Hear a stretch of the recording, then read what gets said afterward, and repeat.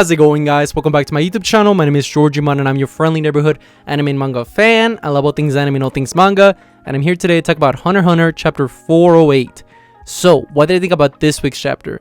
Honestly, I thought this week's chapter was great, and the main reason was because we get to see a lot of context with Morena, and pretty much we get to see more insight of what she's all about and her backstory, and as well as we get to see pretty much how this card game is playing out that got set up last week's chapter. And in this week's chapter, we see how it's really playing back and forth between herself and Serena's henchmen. And we see that also Morena, like I said, we get to see what she's all about and her backstory, which was a crucial moment in the story, because I think that, you know, knowing more about her really fleshes her out, and it's something that us as the readers, we have been wanting to see more of Morena's backstory and what she's all about, and I think that this week's chapter definitely delivered on that. Now, before I go any further with this week's chapter, I just want to give you guys a quick reminder to make sure to subscribe to my YouTube channel so you guys can be up to date with all my Hunter x Hunter, as well as all my anime and manga content that I'll be providing in this channel. It really helps out a lot, and I would really appreciate it if you guys could subscribe to my YouTube channel. So if you guys could, please subscribe to my YouTube channel.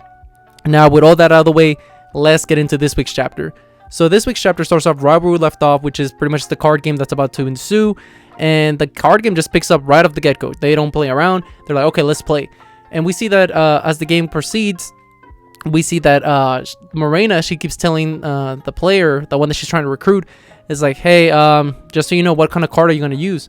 And we see that she uses a card that pretty much explains, I believe it was it the power card? I believe it was the power card. And she pretty much, or no, not the power card. It was the objective card or something. And she pretty much tells like Morena, like, hey, answer like truthfully, like what you're all about. And we see that Morena pretty much explains her backstory, and we find out that Morena, as we had been stated previously in one of the previous chapters, how she's not technically a royal person in the sense that she cannot inherit the title. However, she is somebody quote unquote royal, but she cannot inherit she cannot be the winner of the Succession War arc.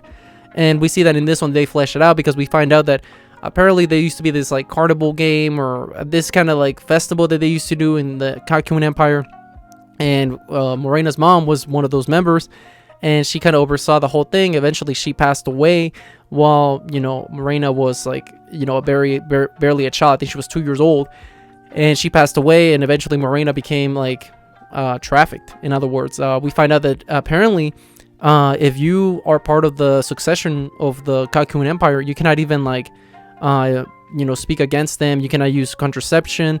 You cannot have abortions. You cannot do anything like that. Like no genetics, like looking research and stuff like that.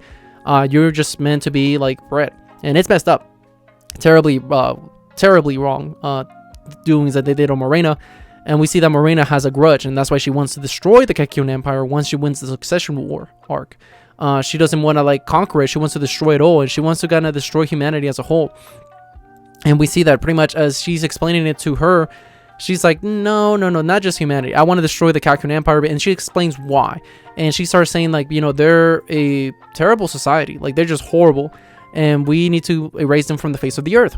Because she has, you know, experienced the discrimination against her own from a very young age. And apparently she was even called, like, meat. Apparently with the people that were tossed aside by the Kakyoin Empire were, whether they, you know, committed crimes, or the kids of people that violated laws, they were tossed aside and they were considered like meat. That's why she was layered as meat.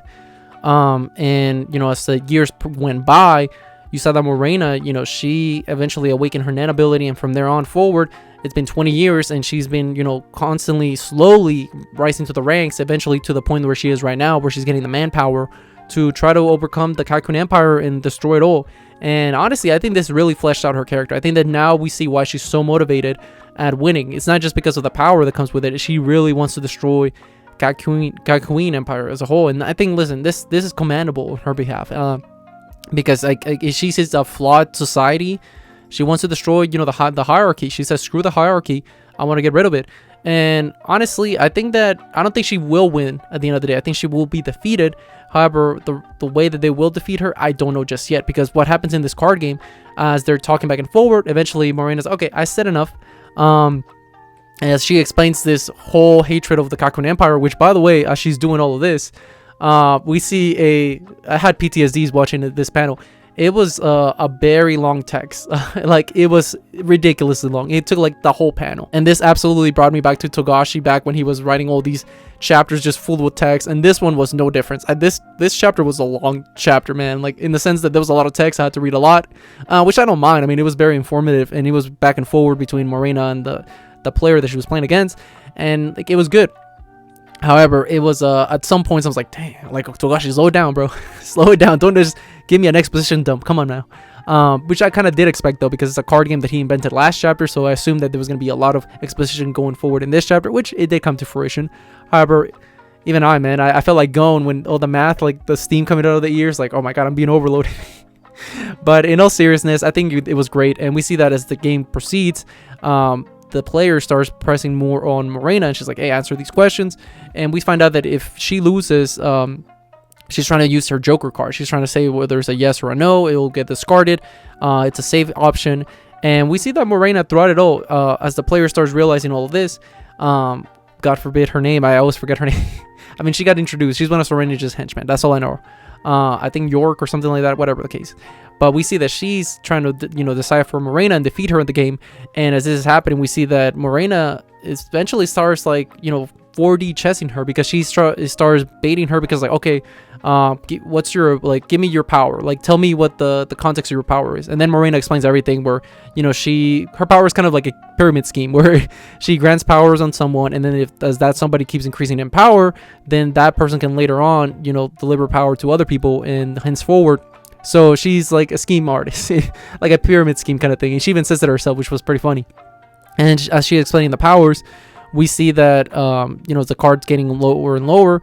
The player starts running out of cards, and we see that she's thinking like, oh man, like, am I about to lose? Like, and this is like very back and forward. Like, there was a lot of tension in this chapter, and like I said, it was very back and forward. Eventually, Morena's like, hey, listen, let's say you use your no card at this point. Let's say like, she's pretty much stuck in a pickle, because she's like, okay, if I use an X card, that means nothing will happen. The same thing will happen so she's kind of in a trap. Morena pretty much trapped her in this scenario where no matter what she answers, she's kind of stuck. And we do know that at the end of the game, there's nobody that's ever quit the game, because there's two options: either you surrender or you submit. And we see that it's down to the last two cards. And as this is going down, we're thinking, oh man, what's gonna happen? Because now we're getting down to the gritty nitty. We're about to pretty much time's running out. Like, this player is about to be either fight against Morena, in the sense that she will definitely die because if she doesn't submit to Morena says that shit, oh, I'll let you slide, I'll let you go, pretend that nothing happened, yada yada yada. But I don't believe it. I mean, Morena, why would she just let her go? Maybe she's really that kind-hearted, in the sense that she will let bygones bygones, but I don't know. But as that's going down, you see that there's this tension between these two. And as soon as you're thinking, okay, like, the last final cards are about to play, because the player is down to her last two cards, York or whatever her name is, we see that she's down to her last two cards, and it seems as she's about to use her final cards.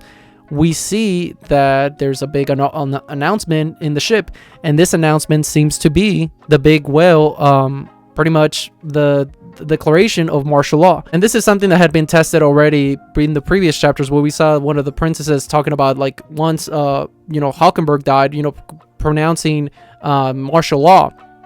I think it was Prince Benjamin, and we see that this is coming to fruition. You see everything just like the chapter ends pretty much where the game gets put at a pause. Like, they are definitely not going to finish the game, because it's apparently there's martial law. Everybody's going to be locked in, and I think Morena is realizing, like, okay, things are looking very bad right now. I cannot afford playing this card game, because she even says that, like, you're kind of disposable, because there's other specialists in this ship, because that's the reason Morena is so infatuated with her, because she knows that she's a specialist, and she wants to use that ability for her own gain in the power. But she knows that there's other people in the ship that can become specialists. So she's like, okay, I don't really need you, but I kind of do. So, but yeah, that's how the chapter ends. And listen, this was a good chapter. A lot of exposition, definitely a lot. But I still really enjoyed it. I think Togashi did a great job. And I'm very curious to see what's going to happen in the next chapter now that there's martial law everywhere. But with all that being said, what did you guys think about this week's chapter? Did you guys love it? Did you guys hate it? Did you guys thought it was alright? Whatever you guys thought, let me know in the comment section down below. Also, thank you so much for sticking all the way to the end of the video. I really appreciate it. And don't forget to like, comment, and subscribe to my YouTube channel for more Hunter x Hunter, as well as more anime and manga content in the near future. But yeah, with all that being said, I hope you guys have a great rest of your day.